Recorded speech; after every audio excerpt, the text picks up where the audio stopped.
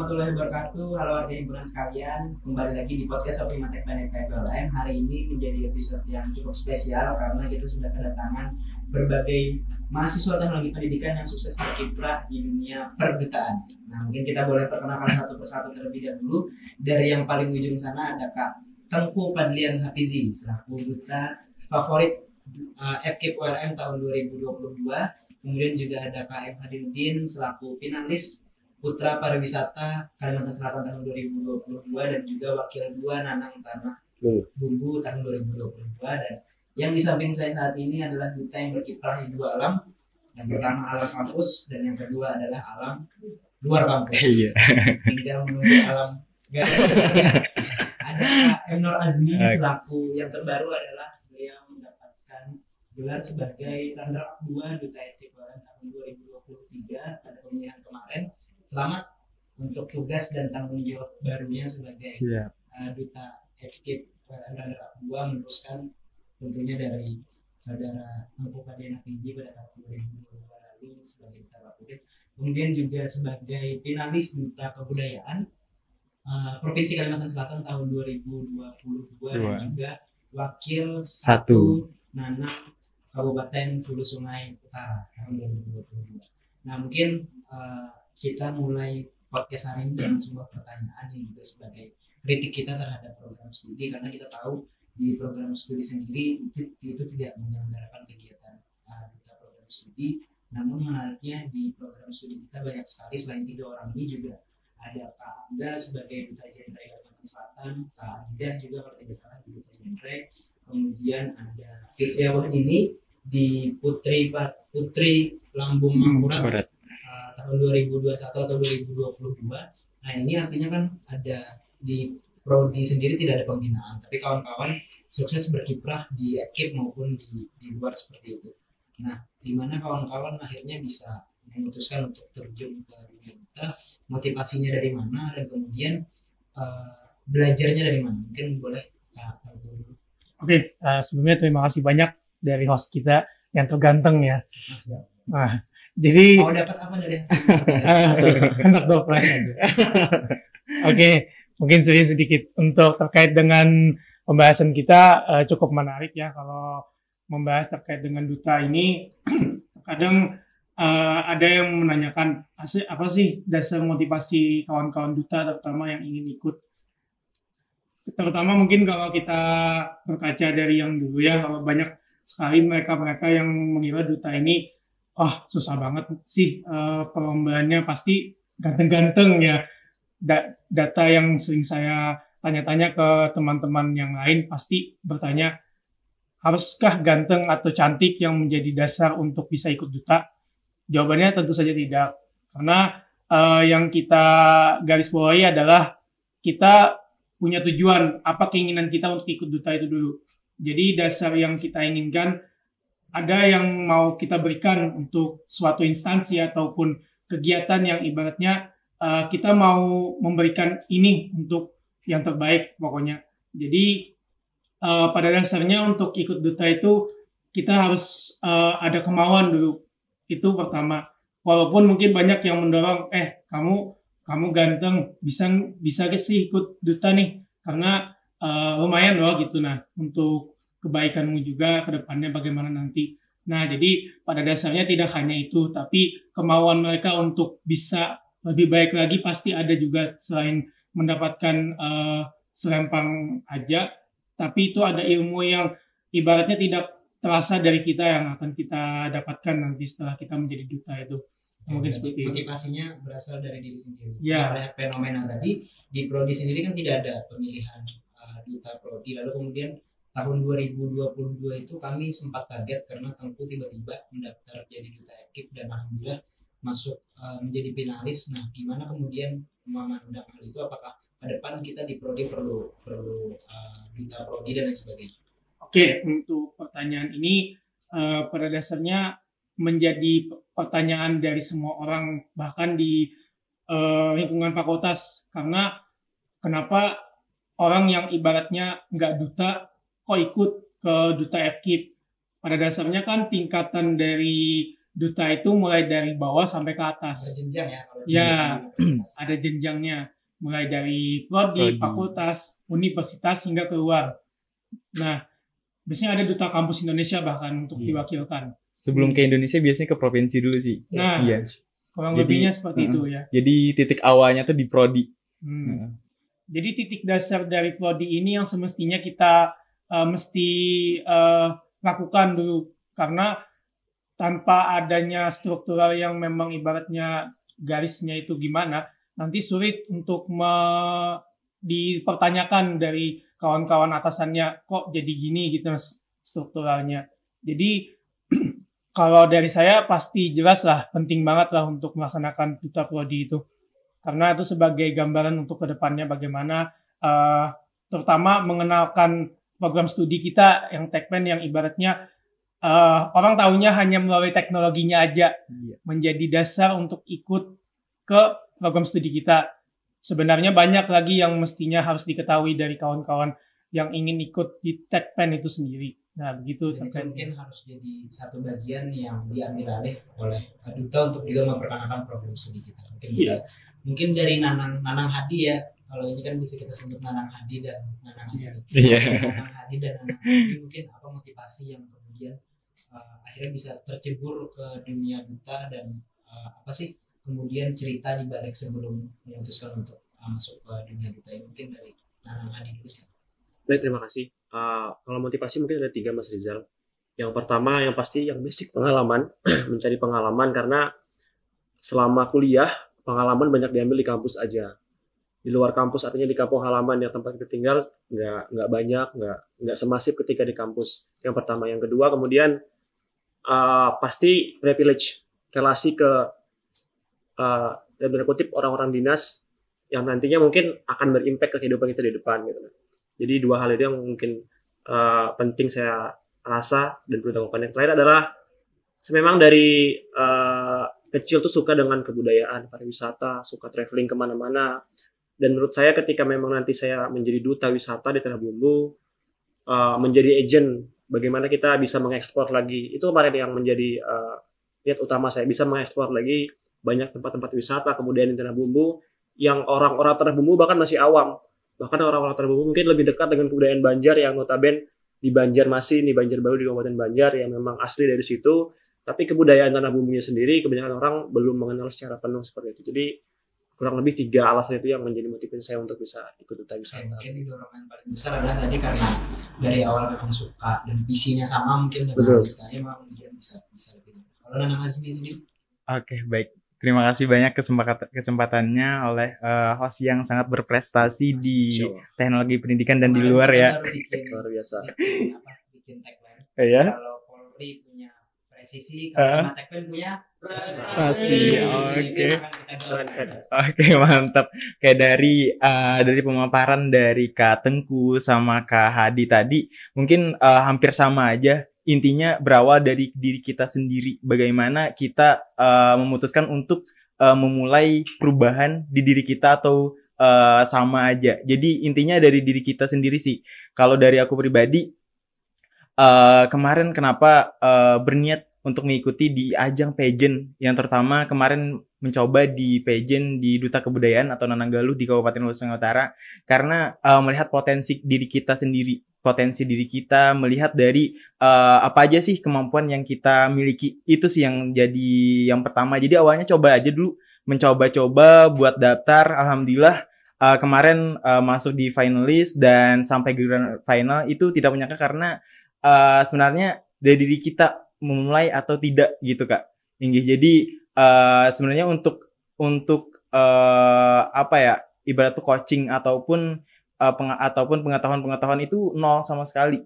Jadi setelah mendaftar baru untuk mempelajari apa-apa aja yang perlu kita siapkan untuk di pemilihan. Gitu sih dari otodidak dari kita sendiri sih Kak. Mungkin kalau kita ambil garis benang merahnya sampaikan Nanang Azmi bahwa saya percaya bahwa akan ada kali pertama dalam segala hal. Benar sekali.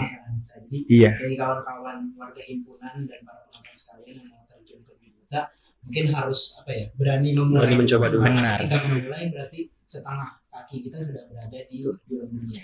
Benar sekali. Sebelum kita memulai Kak, wajib kita mengenali diri kita dulu. Jangan asal memulai aja, asal mulai ikut aja, jangan juga. Tapi kita kenali dulu apakah kita berpotensi di ajang yang ingin kita ikuti itu. Misalkan kita belum berpotensi, kita matangkan dulu dari diri kita. Baru biar dalam segala proses itu tidak ada yang sia-sia, maksudnya gitu. Maksimal. Dan lebih maksimal lagi yang ingin didapatkan. Berarti kalau di Nanam Galuh ini concern isu yang dibawa itu apa? Kebudayaan kah, pariwisata kah, seperti apa? Oke, mohon izin untuk di Nananggaluh itu beda-beda tiap kabupatennya Kak. Jadi ada kabupaten yang masih gabung antara Duta Kebudayaan dengan pariwisata. Itu ada yang masih gabung dan ada yang udah memisahkan. Kalau di gabung mungkin ini ya Kota Banjarmasin. Iya, kalau yang gabung seperti Kota Banjarmasin, Kota Banjarbaru sama Tanah Bumbu masih ini ya, masih gabung. Iya, Duta Pariwisata sama kebudayaannya. Kalau di Kabupaten Hulu Sungai Utara itu udah beda, udah misah karena dinas yang menaungi duta tersebut udah misah juga. Sekarang untuk Duta Kebudayaan itu yang menaungi dari Dinas Pendidikan dan Kebudayaan. Kalau di Duta Pariwisata itu di Sporapar yang menaungi. Dua ini ya. Iya. Ada pariwisata, ada yang kebudayaan dan juga ada beberapa kabupaten kota yang Iya. masih menjadi. Iya, Kalau di benar Kabupaten, sekali. Tanah Bumbu sendiri itu kan saya lihat di Instagramnya ada tambahan Duta Tenun. Betul. Mungkin Iya. boleh dijelaskan apa perbedaan antara yang kebudayaan, pariwisata, Nananggaluh dan yang tenun tadi? Secara umum sebenarnya itu tergabung di pewadahan namanya Duta Wisata Tanah Bumbu Bersujud. Jadi di dalamnya ada 3 kategori. Yang pertama ada Nananggaluh, kemudian ada Putri Pariwisata, dan ada Putra Putri Tenun. Jadi memang ketika pemilihan kami semua gabung, kami nggak tahu akan masuk kemana. Tapi ketika di karantina kami sudah mulai diarahkan. Sudah mulai spesifik. Sudah mulai spesifik. Masuk ke pariwisata. Betul. Masuk ke tenun. Betul.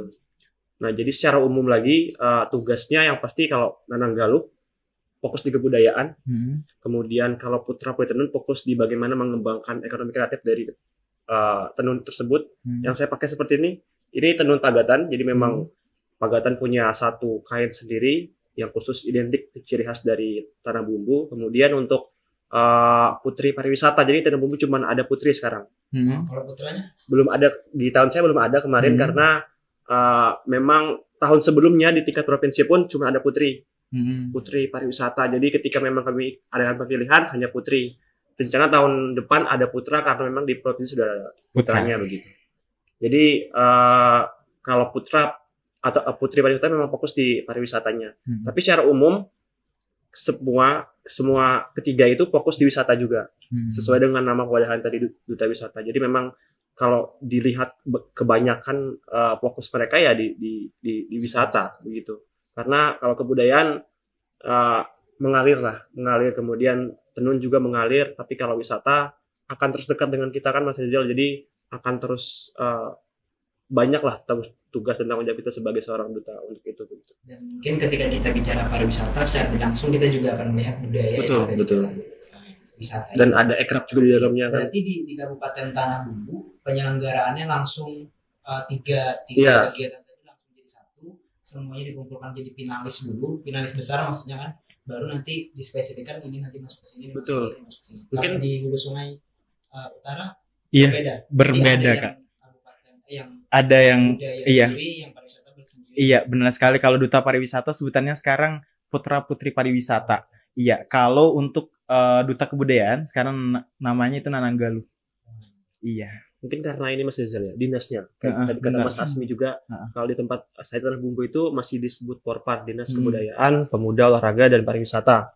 Jadi semua yang ada di pewadahan Duta Wisata itu memang dinasnya di situ semua. Iya. Jadi makanya satu pewadahan, kalau di tempat Mas Asmi tadi sudah dipisah, jadi mungkin Benar. akan lebih terpisah juga keuangannya, Iya, benar. akan lebih terpisah juga masalah pendanaannya, jadi bisa lebih fokus. Kenapa digabung? Mungkin ya tadi menghemat anggaran dalam tanda lain begitu. Mungkin karena yang menaungi sudah digabung juga. Ya, jadi dibuat sederhana saja begitu. Mungkin terkait kita beralih dulu ke kampus Mas Tampu.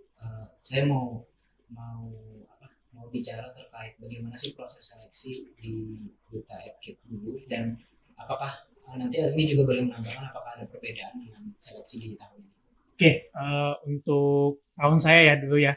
Jadi untuk tahun saya itu karena dari ketentuan dulu itu memang yang menaungi secara penuh itu lebih ke BEM FKIP-nya, karena mereka memang mau mengembalikan suasana dutanya dulu gimana-gimananya, karena terakhir adanya sebuah duta FKIP ini di tahun 2019, dan kebetulan itu ada juga dari Tekpen selaku runner up 1, yaitu Kak Irfandi.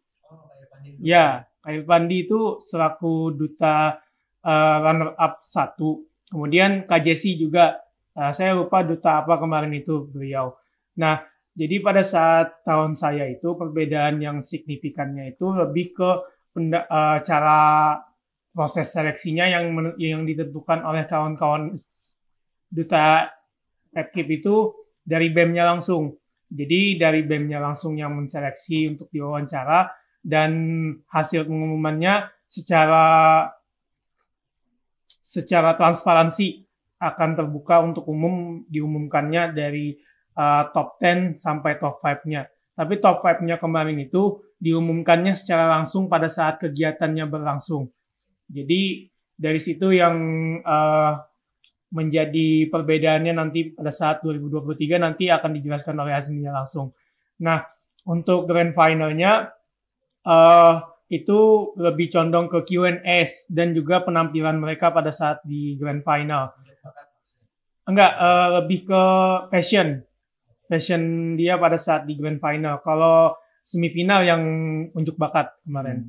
Nah, jadi untuk yang unjuk bakat itu dibebaskan untuk dieksplor bagaimana penampilan mereka. Jadi ibaratnya penilaiannya dikembalikan kepada para juri yang tentu saja itu dari para lingkungan kampus FKIP juga yang menilainya. Nah, untuk grand final tentu saja finalnya langsung ditentukan dan kelimanya berhasil mendapatkan selempangnya langsung. Ibaratnya pemenang-pemenangnya itu sudah di top 5 langsung. Nah, mungkin itu untuk yang tahun 2022. Untuk yang ini Mas, saya masih bingung. Yang berarti duta FKIP ini itu apakah di bawah naungan BEM atau di bawah naungan fakultas, atau BEM hanya sebagai pelaksana teknis dan duta FKIP ini adalah program kerja dari fakultas, itu seperti apa? Boleh dijelaskan? Oke, untuk kegiatan duta FKIP itu sendiri itu memang penuh di bawah naungan fakultas, dan untuk saat ini baru berjalan dan dipesankan oleh teman-teman BEM FKIP untuk menjalankan kegiatannya yang ibaratnya mereka mengendalikan secara penuh untuk tahun 2022 untuk sementara. Untuk yang 2023 ini 50-50 ya, tapi ada tetap dinaungi penuh oleh fakultas gitu. Nah, jadi perbedaan yang signifikannya itu nanti pada 2022 banyak sekali gitu. Nanti bisa dijelaskan langsung oleh. Mungkin kita beralih ke, kalau tadi kan kita nyapanya Nanang. Iya. Ini sekarang berubah dari duta selempangnya. Oke. Boleh kan duta selempangnya kita ganti dulu. 2, 3 ya. Oke. Mas Azmi, Ya. kalau jadi tanda 2 duta FKIP, Ah. kita manggilnya Mas. Tapi kalau Oke. jadi Nah. Nah, Mas Azmi, prosesnya mungkin mulai dari pendaftaran sampai ke final seperti apa? Tinggi. Mungkin untuk proses seleksi di pemilihan duta FKIP tahun 2023 itu mungkin agak hampir sama aja sama di 2022. Mungkin lebih dari segi evaluasi, mungkin ada evaluasi tahun-tahun kemarin, dan perbedaannya itu cuma di misalkan kayak juri di interview, misalkan juri di interview itu dilibatkan dari duta tahun kemarin, duta tahun 2022, karena mereka udah tahu tuh gimana tuh mekanisme dan tahu apa-apa aja sih yang perlu digarap atau perlu diterapkan di pemilihan 2023. Untuk proses seleksi dimulai dari TM, terus interview sama tes tertulis kemarin. Setelah tes tertulis itu terpilih menjadi 10 besar yang akan melanjutkan ke semifinal. Semifinal itu menampilkan talent atau bakat apa sih yang kita miliki di sana. Terus setelah semifinal ditentukan 5 besar. 5 besar itu yang akan melaju ke grand final, dan otomatis 5 besar ini udah mendapat predikat tuh, mendapat titel. Akan tetapi untuk predikatnya aja sih yang belum tahu juara berapa itu yang akan ditanding di grand final nanti. Untuk proses mungkin seperti agak beda seperti Nananggaluh ataupun duta kebudayaan atau duta pariwisata di luar di kabupaten kota, karena di duta FKIP kan ranahnya di dalam kampus tuh Kak. Jadi ada sedikit perbedaan di karantina mungkin ya. Biasanya kalau di duta pariwisata ataupun duta kebudayaan Nananggaluh itu ada karantina. Biasanya di karantina itu kita ada materi, ada semacamnya, ibarat tuh lebih ke mempererat aja sih, mempererat dan mencari penilaian, juga ada penilaian karantina di sananya. Kalau di duta FKIP itu cuma ada kayak latihan-latihan koreo dan semacamnya, tidak ada penilaian untuk karantina. Itu sih untuk perbedaan untuk dari TM, interview. Mungkin interview ada sedikit perbedaan juga di Nananggaluh ya, Nananggaluh sama di duta FKIP, terutama untuk fokusnya karena di tingkat fakultas, fokus ke fakultas. Kalau di kebudayaan itu lebih ke umum ada, dan kebudayaan juga ada gitu Kak. Dan ada div interview juga, jadi ada signifikan lah untuk perbedaan antara duta FKIP sama duta kebudayaan di kabupaten kota. Tapi karena Azmi untungnya di 2022 jadi wakil 1 dan kemudian finalis Putra Pariwisata Kalimantan Selatan, jadi kalau masuk ke duta FKIP akan lebih mudah mengimbanginya karena sudah punya pengalaman. Sebenarnya bukan agak mudah, karena beda bidang, beda materi juga. Iya, beda ini. Iya, ruang lingkupnya tadi. Satunya di kebudayaan. Kalau dibandingkan susah atau enggaknya, itu lebih susah di duta FKIP. Iya. Iya, kalau dibandingkan ya secara kasar ya. Karena banyak keunikannya, iya, orang-orangnya pun juga kadang-kadang ya dibilang unik juga unik. Kenapa dibilang unik? Karena mereka punya karakter dan wibawa yang lebih jadi ibaratnya, karena terbagi berdasarkan wilayah mereka. Ibaratnya kan kita belum tentu sesama wilayah. Misalkan ada yang dari Tala atau ada dari Tanbu misalkan, itu mereka akan terkumpul semua di duta FKIP itu sendiri. Nah, makanya itulah sebabnya duta FKIP bisa dikatakan sulit itu karena banyaknya pesaing-pesaing orang yang tidak sama. Iya, benar sekali. Dan juga untuk penilaian juga agak beda dari Nananggaluh sama duta FKIP, karena kita dikumpulkan di duta FKIP itu kita dikumpulkan dari mahasiswa terbaik di prodinya masing-masing lah. Dari 21 prodi yang ada di FKIP itu dikumpulkan jadi satu di duta FKIP. Jadi untuk persaingannya tuh agak ketat Kak. Iya, dan sengit. Iya, panas. Iya. Benar sekali. Jadi kalaunya di masing-masing daerah kan kita bukan perwakilan dari kecamatan, tapi perwakilan dari perorangan. Iya, lebih ke umum ya. Lebih umum. Jadi nggak ada KTP Tanah Bumbu. Jadi nggak ada kayak supporter khusus daerah mana, nggak ada. Dan ketika kita masuk ke ruang lingkup kampus, otomatis orangnya semua orang-orang yang akademisi. Iya, terseleksi. Orang-orang yang mungkin akademisi akan andal. Jadi ketika bergulat di suatu wadah seperti FKIP akan lebih panas.